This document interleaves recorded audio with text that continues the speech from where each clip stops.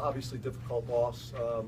Really felt like we were on the verge of something after Friday night, and like has happened most of this year, there's progress and there's regression, and we regressed again tonight. But you have to give credit to UCLA as well. They're big. Their players stepped up. They're Alford.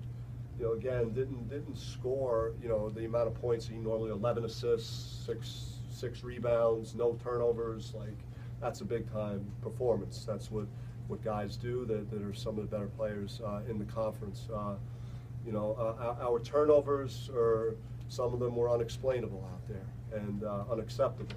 And in games like this, that you can't afford that to go on. As well as the free throws, the missed layups, the missed open three-point shots in the second half. So it was a combination of a lot of things. Questions? Coach, you seemingly played so much better in the first half as opposed to the second. What do you think the biggest drop-off was in the second half?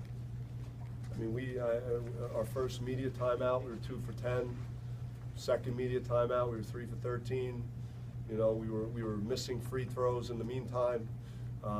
Anytime we had a sniff of really getting the game in a close margin, we refused to make free throws or layups or open threes. It was a problem with our offense. Now our defense was not that good either. As our offense started to suffer, our defense, especially in the lane, was a big problem. Now, Parker is a big guy, as is Welsh and Bolden, and they're long.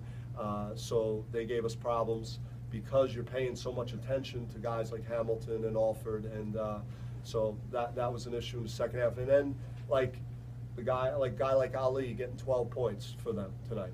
Is that something that they normally get out of him? No, but in games like this, in this conference, you need players to do something more than they usually do, and we were kind of the opposite in that regard.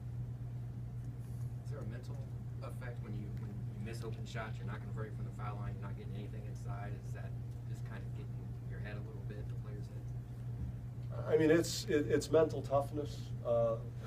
To step up to the free throw line and concentrate at a high level and connect on your free throws, and then the missed layups. I mean, we missed a lot of layups around the basket and 3-point shots. We try and encourage our players to shoot with confidence and to. For the most part, we do not. We give our players more freedom on offense than most programs do.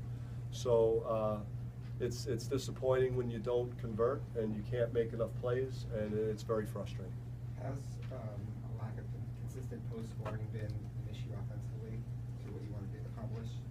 I mean, we can't really effectively score around the basket against teams. Again, like UCLA with their size and their length, and if you guys watched and if we made more layups, then you wouldn't see us shoot as many threes. But when you see us miss the volume of layups that we missed during the game, then you can understand why we say, hey, I'm going to let these guys shoot a few more threes during the course of a game. Was Willie's wrist bothering him at all? Willie's a tough kid. I love coaching Willie. Willie, I know he was feeling it. But he's a tough guy. He played through it. He never cheats on effort. And he made a couple of shots in the first half. He just, he couldn't do it in the second half. But that was, across the board. But I'm happy that he played and he persevered through it. Anything else? Thanks, guys.